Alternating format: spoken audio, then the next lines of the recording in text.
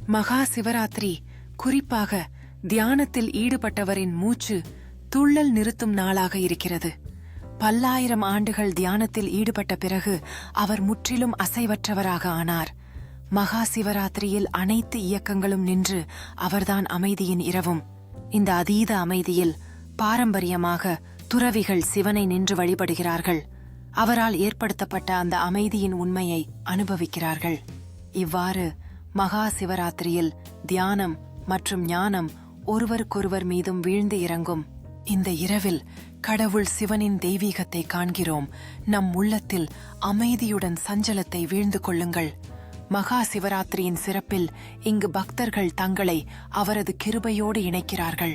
இரவும் பக்தர்கள் மகா சிவராத்திரியை கொண்டாடுவதற்காக ஒத்திசைவுடன் கூடியுள்ளனர். அவர்களின் ஆன்மீக பக்கம் வெளிப்படுத்தப்படுகிறது. இங்கு ஒளி மற்றும் இருளின் போர் உயிர் வாழ்வதாக மாறுகிறது.